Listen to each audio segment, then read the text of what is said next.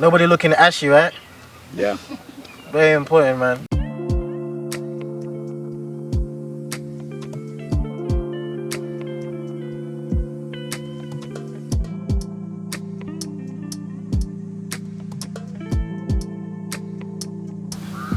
My brother. It's good to see you again, Good to see you, man. We see each other like almost every what? 2 years. Every 2 years. Yeah, man. How's the trip so far? It's been great, bro. Kenya's always love. It's always good to feel the love from a different place. Yeah. Which feels like home. Yeah. And it's been amazing, just meeting people and be like, oh, really love your music. Yeah. And what I used to get most of the time was, oh, you should work with Blinky. You guys have the same vibe. We kind of like understand it. And obviously when we met as well, it's just like, we manifest as well. Also, being you up, man. Where did the name Blinky Bill come from? That's always one of those things where there was a cartoon. Yeah. Back in the day. Adventures of Blinky Bill. So, like in high school, I used to have these big glasses. Big glasses, right. And so the high school kids would be like, yo, Blinky Bill. So they were teasing you. And then when I started out with just a band, they wrote my name in the newspaper.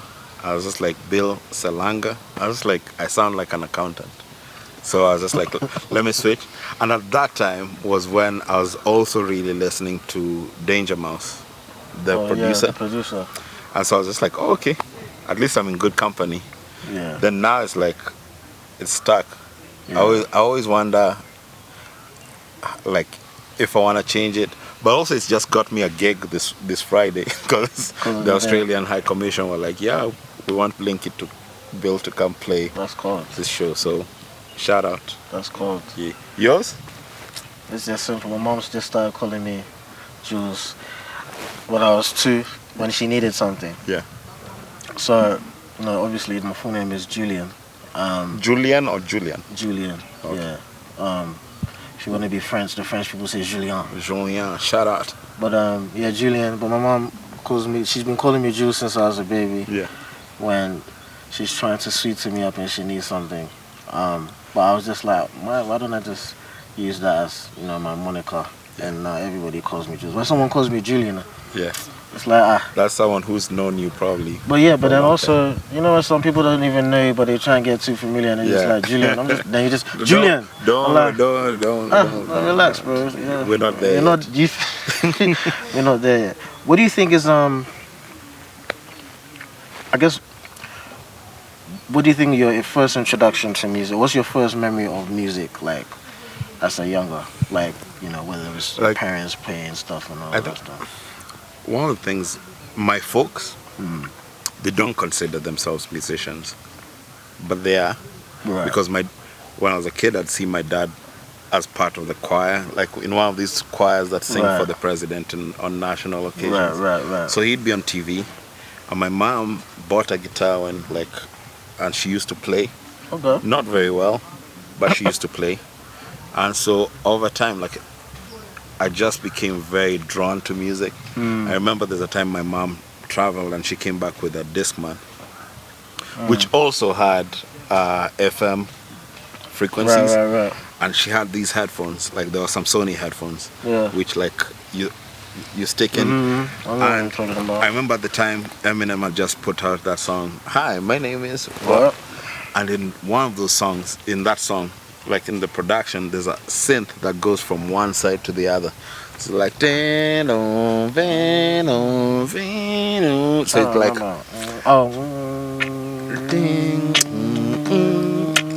so, and also going to primary school, I'd take a matatu, as the music was so loud, but it was just I was always so fascinated by it. Right. And over time, I just became super drawn to it. So that's basically how I started. That's it. You? I don't have any. Well, my younger brother. Yeah.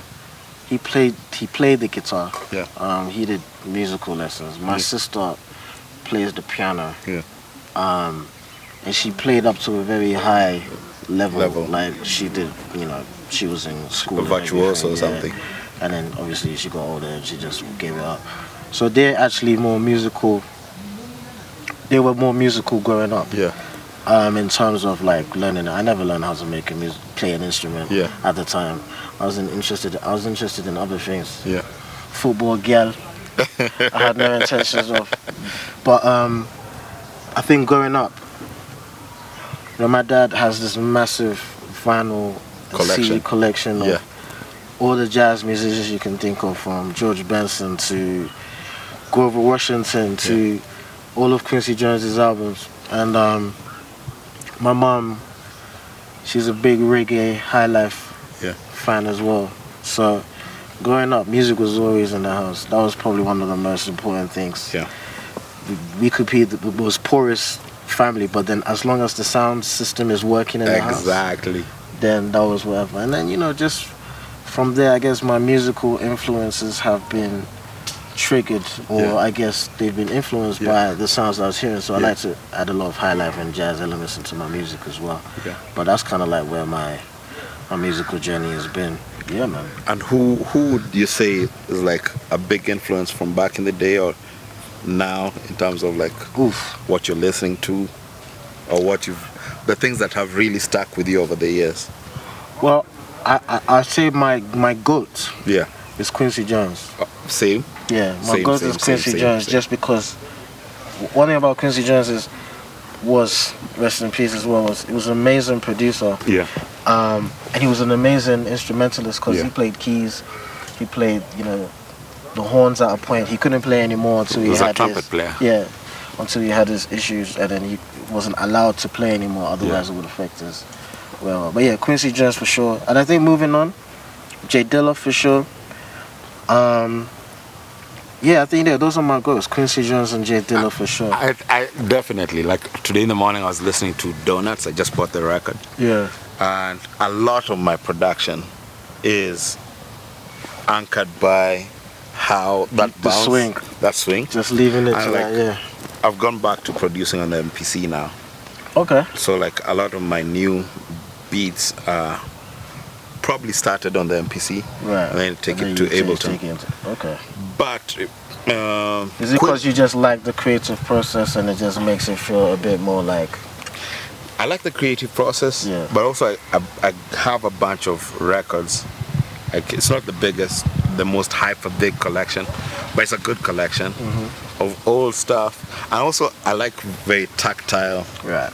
So like I'll move stuff from the record, mess with it, pitch it up, pitch it down, chop it. I like that kind of process, as opposed to if it's on my DAW. Yeah. You can do it, and there's people who are super quick with it. But I'm not one of those. Like I like to take time with it. The process and everything. You mentioned Quincy, Dilla, obviously. Ye. It's like I love Ye. He's like, but it's kind of sad to see where he's gone now. Where it's like, it makes it very hard to defend him. Yeah. But also I feel like in terms of influences, he's been a big influence for me. Yeah. I'll tell the truth, Kanye West is definitely a big, you know, when I started making beats on FL Studio. Yeah. I was chopping up a lot of the samples that he used and then just doing my own renditions of, you know, some of the beats that he did. So, you know, Kanye West 100%. And my process is, I mean, it's changed over the years, where I used to predominantly make beats in FL Studio. Yeah. With time, now I bounce between Logic and FL Studio, where I do the nitty gritty stuff in FL. Yeah. And I go in Logic and play the live stuff, which includes like recording the live instruments. Yeah. So I've got like a whole bunch of instruments in my studio. Yeah. So yeah, my process is a little That's different. a big part of your sound. It's like it's very organic as well. Yeah, I always wanted to make sure that, for me personally, the live aspect of music is always reflected in whatever it is that I do, because you don't want your music to be too digital or too polyphonic. If that's the best way to describe it. Yeah. You want people to feel the music. I guess with that, you're always going to get people saying you make beautiful music, but then I guess we're in an era right now where maybe not a lot of people are really wanting to invest in beautiful, good music anymore. Now it's just like the microwave stuff where a TikTok dance can be done and then you can do a dance and then, you know, it just goes viral and stuff. But, you know, I still love, you know, making the music that I feel touches souls in the spiritual, you know. Do you ever feel frustrated by where, I don't know if that's the right word, but where the world is going in terms of make your point so quick, right? Like make your point quickly. Yeah, I think everything is like fast paced. Everybody, like we were just saying a few minutes ago, that everybody just wants to make 2-minute songs and then encourage more, I guess, streaming. So if the 2 minutes was satisfying, you know that you're gonna play it over and over again. Whereas back in the day, you would have instrumental pieces. And that's one thing I like about Kelvin Momo from South Africa. He has this guy has a 14-minute track. Where the music just changes from one point to another. It's actually a cheat code for DJs. Because if you don't want to play it for 15 minutes, you could just slap that song and then pretend like you're a DJ. But it's like an incredible musical piece where the drums come in and the keys come in and the guitar comes in. So that's the music that I love and I wish that people would appreciate more. I'm sure some people do appreciate, but we're in a world where it's a numbers game, so you're trying to get as many numbers as possible, and so you kind of like need to balance it out. I always, one of my struggles with music where it is right now is there's an algorithm. The algorithm attracts what it attracts. Then everyone who's at home sees that, oh, that's a formula. So let's make more of that. So you have this thing where it's like, it's almost like innovation isn't as rewarding as it's supposed to be. I remember reading this thing where back in the day, record label heads used to be like, do whatever you want to do. If it works, it works. I think looking at it, at that formula, I feel like that's more interesting to me. Because Africa, we have so many different sounds. It's like Fatumata, Kelvin Momo, Omo Sangare, you, me, Burna Boy. Like there's so many options at any given time. But there's that thing where like I wish that it was more wider, where we could hear sounds that are like Asan Fantomas, for example, or Sibisa, who are like people who I think were popular but also very interesting in how they made music. And it's something that I wish there was more of right now. I don't know whether it's a marketing thing or I don't know whether it was because you mentioned it was Sibisa, one of the first British bands, and all of them were Ghanaian. You know, one of them Mensa's dad? Yeah, one of them was Mensa's dad. And they charted, you know, on official UK charts back in the day. That's something that people don't really speak about. I actually low-key feel like Subisa is a forgotten band in history. No, they were incredible. Exactly. But, you know, you don't hear about them as much. You hear about so many other bands. And that's why I feel like sometimes it's a marketing thing where you kind of like need to make more noise about it. Like, do you understand what I'm trying to say? You could have an amazing catalogue, but then it's like, that's good music, but there needs to be a strategy. You also need to be noisy. Exactly. That's what I struggle with. That's what I'm trying to figure out. I struggle with it too, to be honest. Because it's like, you're self-conflicted. It's like, man, why am I dancing on TikTok? You want to do a TikTok dance for the youth? Hell no. Why am I dancing on TikTok to get people to pay attention to the music? Because it's just, why don't you just open your ears and listen? But at the same time, I get it, because we're in a place. It's the time where... we're in a time where, you know, people want to see more. They want to, you know, get into your personality, your process, all of that stuff. I don't know where I saw that. It's like, people want to really get to know who you are. Like, I don't know who D'Angelo is. Like, I don't know his personality. I don't know but I don't know Sade's personality. I just know their music. I don't think we'll ever get to know Sade's personality. I think we are at that point where That's the thing. That's the space we are in. Yeah. But like I was saying, there was a time in Africa where there used to be so many shows that exposed us to what we didn't know. Now I feel like we're being exposed to what you know. Like there's more visibility for what you know. So growing up, and that's one of the things I love about Kenya.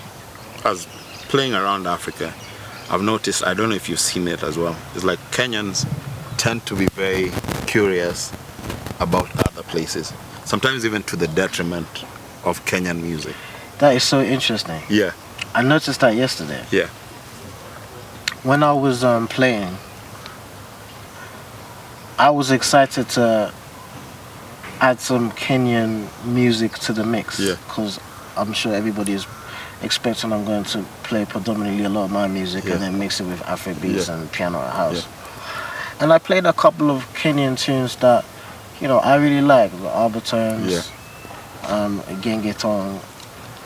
And I noticed that the energy wasn't flat, but I had to do certain things to get everybody jumping. I mean, there was the records like Chris Kaiga that everybody went off, and then there was the Boondocks tune. Yeah. But I did notice that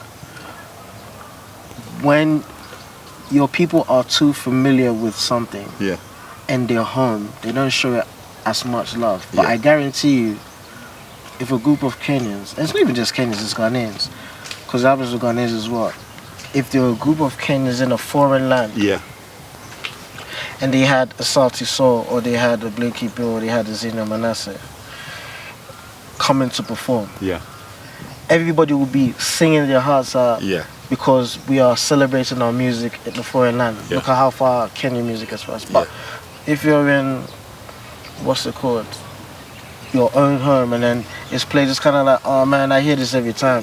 Can I hear something different? Or they don't begin to appreciate. That's the same with Ghana sometimes. It's over familiarity, I think. Yeah, it's one of those where, like, it has its pros and it has its cons. Where I think the pro is that anybody who's coming to play in Kenya from somewhere else is gonna get, like, I produced a song for this lady in Cape Verde. She's called Elida Almeida. I went to her YouTube, and on one of the songs, not even the song I produced, I saw Love from Kenya. I was like, how do you know this woman? She doesn't play in Kenya. The records don't play in Kenya.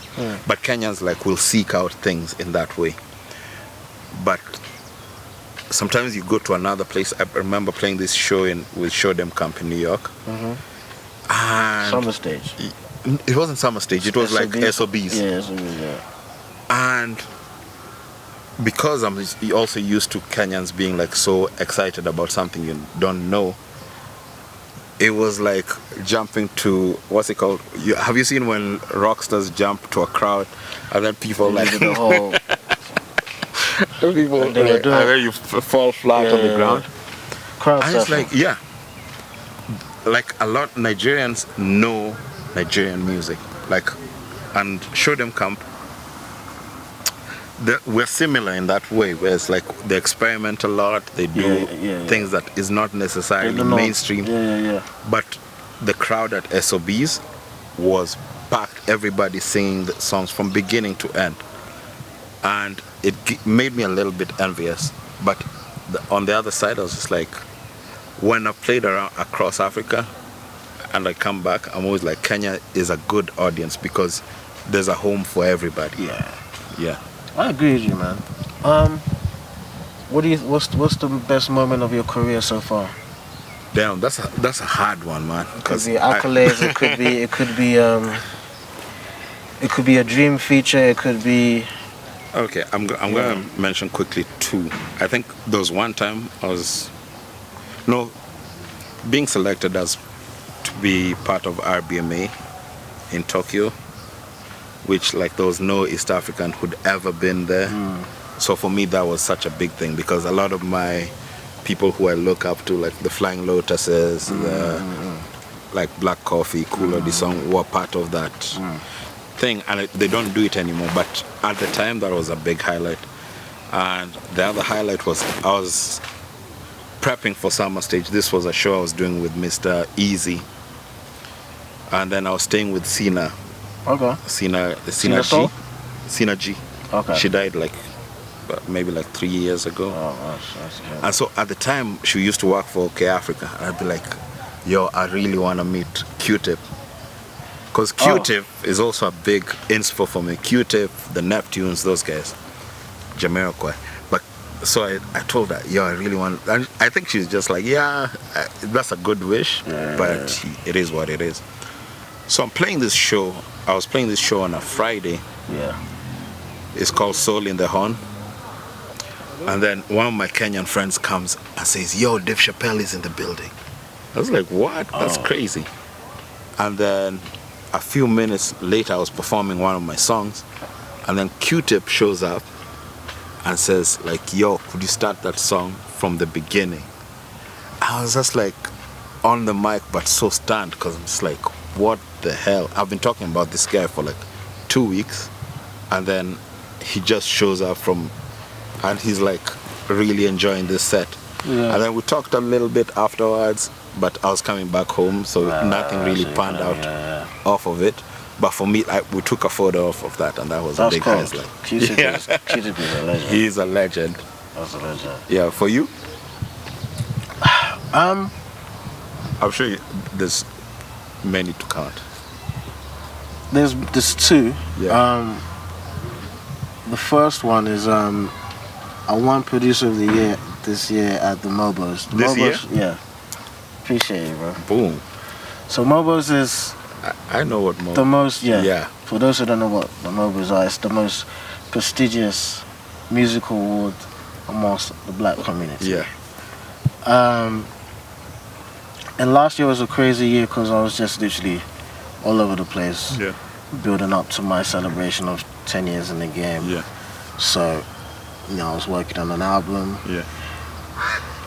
Doing shows here and there. And it was very draining. Yeah. Very draining, very, very draining. Not able to spend time with family as much. Yeah. And when the nominations came out, I was just like, yeah, this is cool. Like, it's a nominee, I acknowledged it, right? I had no intention of going to the worship, but everybody around me, the team were like, oh, bro, you gotta go. Yeah. Go represent, boom, boom, boom. I'm just like, cool. And where was it? So they had the awards in Newcastle. Okay. So we drove all the way up to Newcastle, about 5-6 hours journey. Yeah. Found out that we won, because they announced a bunch of awards before the name, whatever. Yeah.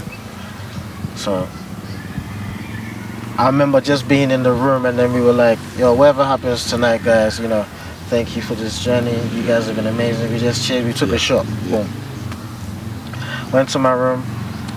I got a message from a friend of mine. She was like, congratulations, Jules, you deserve it. Yeah. You deserve this. I'm just looking at the phone. What's she even talking about? Yeah. And then I go on my phone, and then you just announced Jules wins Producer of the Year. Damn. So I go into the room. Guys, we won. Everybody's looking at me like, huh? And everybody starts jumping. Start taking shots of Ray and Nephew. So by the time we get to the award, we have finished already. Like, everybody's drunk. So that was one of the main moments, because that's a really good one, man. Yeah, it was important to me. I think the second one was it was a private session or listening session with Kendrick Lamar. Oh, snap. So Kendrick Lamar was on tour. What was this? Mr. Moreau and the Big Steppers. Was it in Ghana? No, this was in London. I came to Ghana for that. Oh, you went for his supposed listening party. Yeah. Okay, I know the one you're talking about. Yeah. One was, I remember. So, got invited by his manager's team, shout out Anthony. Yeah. And he said to me, Kendrick really likes your music and he wants to tap in. What? So we're supposed to have a session in London. Yeah. I told, my family, yo, these days, nobody should bother me. Yeah. I'm going to be in the studio with Kendrick. Yeah. It didn't happen. Yeah. I was just like, oh man. But he was like, we're going to Manchester. Yeah. Come up to Manchester. They'll have you do it. So they gave me tickets, the VIP area treatment. They brought me backstage, met Kendrick. Good vibes, good energy. Yeah. He's just a calm guy, man. Yeah. But he's the type of person you don't want to mess with. I mean, you see what he's done to Drake already. It's peak.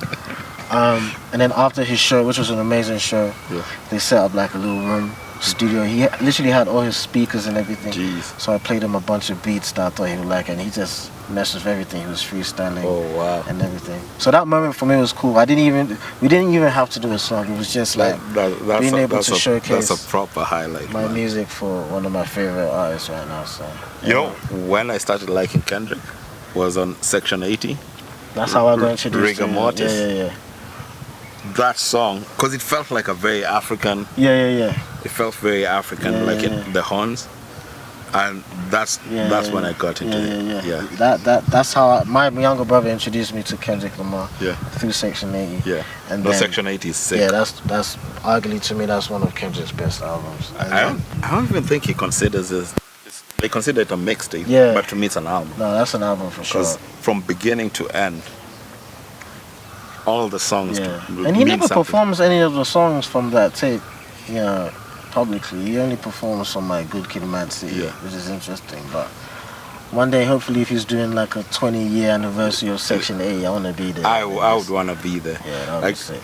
Manifest called me he was just like, yo, Kendrick is coming to Ghana. Yeah. I think you should be here. Yeah. But it ended up being something that I didn't think it was, because it ended up being like a big bash. On the beach. Yeah, on the beach, and they were playing on a piano. It was like not a single hip hop song. Yeah. So I didn't enjoy it that much. Yeah. But I always love coming to Ghana, and I have so many really good friends there. People who they're like family. Like I've just produced something on Manifest project. Okay. That's come out. Yeah, the one but I love Walasi. I really wanna. That's my guy. Like he was in Nairobi like 2 weeks ago. I think because when I done the show, he messaged me just like, bro, I was literally at this bar 2 weeks ago, and he said it was like amazing.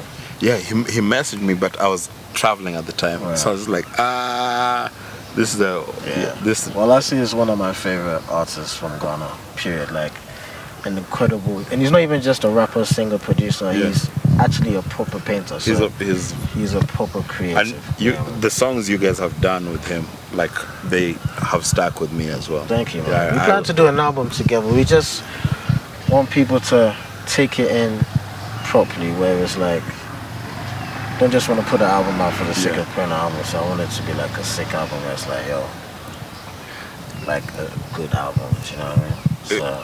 Yeah, if you were to do a no holds barred project, like Insects, if you were to do a no holds barred project where like money is not an issue, and you can bring in whoever you want as a producer or a performer, like who would you have?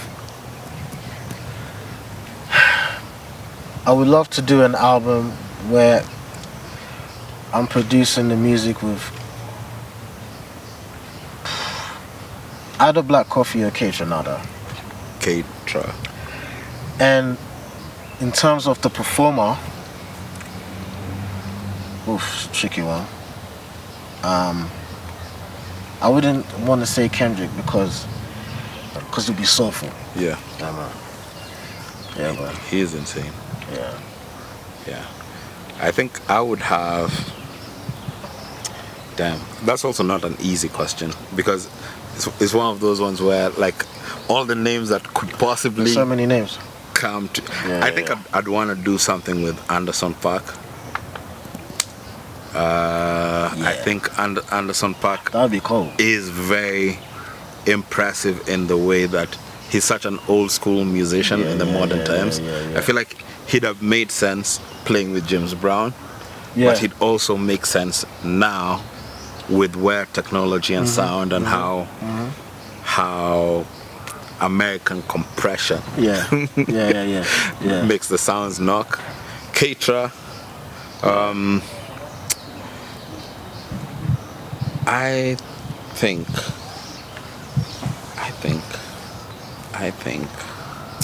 nah, that's a hard one. K-Tra and Anderson .Paak is a good combination for sure. Yeah.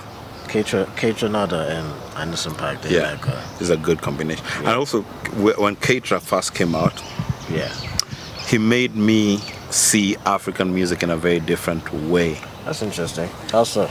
Because the knock on his the rhythm is very African, but the knock is very different. And his kick is very like boom. Yeah. It's compressed, but it feels very bassy at the same time. Yeah. But then with his percussion and the bells, exactly, and how he has to swing to, it's just kind of like it reminds me of when Missy and Busta were kind of like the first iterations of African music as I know it now. Because when you listen to like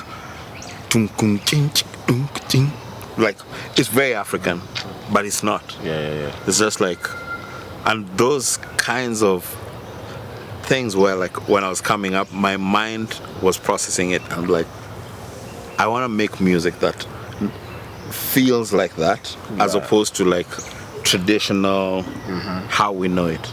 But I feel like those guys also gave me something in my ammo for how to also look at African sounds, because Timbaland was sampling Fela Kuti before people knew that that's something that we should be on. Or Timbaland was sampling everything. He was sampling Indian music. He was sampling, Timbaland is a guy as well. Yeah, he's one of them ones. I don't know if you've listened to his Africa project. I did, Star. What did you feel about it? I don't think we can talk about it on camera. I'm on the same wave. I love him too much to criticize, but it just didn't feel genuine, and it felt like I was told it's AI. It's AI. Because some of the vocals are on there. I'm just like, someone was playing that record in my studio, and I remember I was listening to it in the village. I was like, I love Timbaland too much, man, but this is a cop-out. Yes, proper cop-out. It's a proper cop-out, and my big problem is gonna be that there's not enough people who've listened properly to African music to be able to differentiate like when it's AI and like, and that it frustrates me when it's like people just accept anything. Like, this is my hero, so it pains me to even talk about it. Anyway, I won't go into it. I think just to even wrap up on that particular bit, I was listening to it, I was just like, okay, you're gonna use AI to create this AI inspired or this AI produced album will inspire me to make something greater with my own ability. Do you know what I'm saying? Because some of the beats have some groove, I'm just like, okay. But listen, man, I'll go listen to it again. The telltale thing for me was the Timbo. Like in almost all the songs, I was just like, ain't nobody. Like, you need to listen to a lot more African music to know that people, the percussions could be like that, and it's a future, like projection of the future. But there's some things we want to do. I mean, you can't be naming Azonto Bounce and it sounding like jazz music. But I get it. And also, it's probably gonna lead us to where we need to go. In the right direction. So you just need to be discerning about where this thing needs to go. Like AI, when I use it, like, I'm very happy that we have the ability to now stem separate, because you can be able to like really tap into something that you could never get access to. I'm not mad about that. But fully AI, I don't know. You kind of need to study AI to use it to your advantage and stuff. Timbo. What are you working on right now? What's the next thing for Blinky? Sound-wise. I feel like one of the things that has always been a driving force for me is I always wanna, like, when I'm sitting down with you and I hear like your influences, or like when I'm listening to your music, I hear your influences very you wear them on the sleeve, which is a good thing. When I'm listening to like South African producers, when you hear the Amapiano knock or Kwaito or old school, like from Chico back in the day, they always wear the home influences on their sleeve, but they have a very strong interpretation of it. Like with Kenyan music, like we were talking about this earlier, sometimes I feel like we want to take everything from wherever and say it's Kenyan. I guess, yeah. There's art, this is not everybody, so like who the cap fits. But there's a lot of innovation right now, so I'm not gonna say blanket like everybody's copying some stuff. But when I listen to traditional sounds, when I go to the village nowadays, like I'm listening to how they play the drums, there's a very different interpretation to anything else that I've had across Africa. Okay. So I feel like there's a new thing that can be tapped into that can bring a fresh vibe to what the sound is right now. Because there's this whole pot that we call African music, and I've always approached it with a lot of reverence, because like there's cultures that music draws me into cultures that I would never be a part of, but music is probably my first point of contact. I remember someone playing me some Sudanese music or some Ethiopian music, and I'll listen to some Malian music or some Congolese stuff, and it always just make me be like, I want to spend some time in Mali. These places, yeah. I want to spend some time in Sudan just to kick it with them and like listen to what it is that. So for me right now, the thing is to have my own interpretation of that Kenyan sound that can also really allow someone to get into it in the way that other people allow me to get into. You don't think there's an actual Kenyan sound right now? I think there is. Because you mentioned when you go to the village, these instruments. What are these instruments? Like, say for example, if I wanted to make a house record, but I wanted to include some traditional Kenyan sounds, because the only instrument I really know is the nyatiti. Yes. What other instruments or what other drums? There's like you guys have. Where can I even find them? There's a groove called ohangla. Ohangla. Yeah, which is like, it's a 4 to the floor, a lot of percussion that is very, very distinctly Kenyan. Ohangla. So I do think that there is a Kenyan sound. That's not my point. What I'm saying is that sometimes it's so immersed in other sounds, but also you might be able to point me, because sometimes you're too familiar. When you live next to a mountain, you're too familiar with the mountain for you to actually acknowledge like this is the mountain. Okay. And so sometimes someone from somewhere else can help you. Yeah. So what do you feel is a Kenyan sound? Well, I think just from coming here quite often, I know that they're very, very passionate about dancehall music. But I think that's an East African thing as well, because Uganda as well, Tanzania. But I really like this Albertone. Albertone vibe, because it's just like slow pace and it's like like I like that. Yeah. And some people may say that it's a rip-off Jamaican culture, whatever, but then they're rapping in their local dialect, which is Swahili. Maybe if there were a few elements of this traditional Kenyan sound that you're talking about, like the Holangwa, or maybe there's a nyatiti in there. Even the nyatiti, because I bought one that came in the last time. Oh, really? The sounds are there's not much range. There's not much range. It's kind of like the Kologo. We have something in Ghana called the Kologo, which is from the northern region. You know whose song? There's a song that Kina Yusoba. What's his name? One of the guys from Mensa's crew. One Love. Yes, One Love, yeah. One Love has a song called Kologo. Right. We say Kologo da da da da da Kologo said the boot Kologo. It's one of my favorite. I'll send it to you. Yeah. It's one of my favorite. Are they actually using the Kologo? Yeah. There's an instrument there that I can't place. Exactly. That's the Kologo instrument. So it's a popular instrument from the northern region. Yeah. Somebody who popularized it was a guy called Kenya Yusuba. But there's so many Dagombas and Dagbanis and people from the northern region who play that. Crazy. I've sampled that before for the song, and I want to go back home to record a few more because I feel like I can make a dance record from there.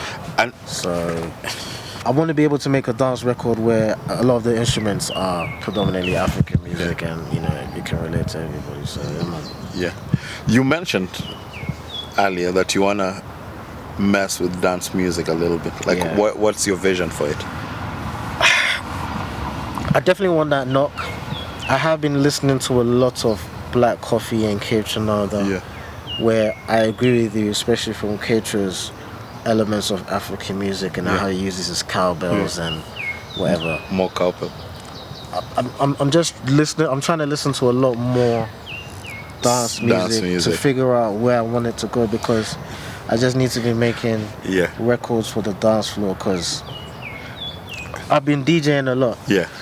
But a lot of my catalog is the slow, sexy stuff.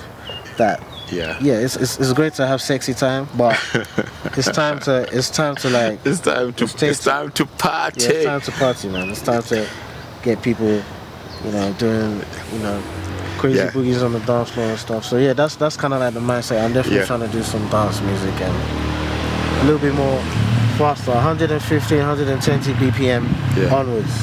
The slow stuff is easy, man. Like so the 100 BPM. Yeah, that's my native space. Yeah, 100 BPM. 100 BPM, 90 something.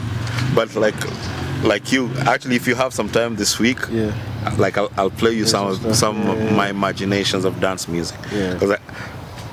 That's why people tell you that we are very similar because we're really digging from a very similar pot. Yeah. And the other guy who maybe you should link up with one day is Muzi. Muzi from South Africa. Okay. Because M-O-Z-Z-Y? M-U-Z-I. Okay. Because I find his explorations of dance music very interesting. Okay. He has a song with K-Tronada which is very, very cool. Is it old? It's old, maybe like 2-3 years ago. Okay. Muzi and K-Tron. Alright. Yeah. So you're talking too much. Talking while you're making money.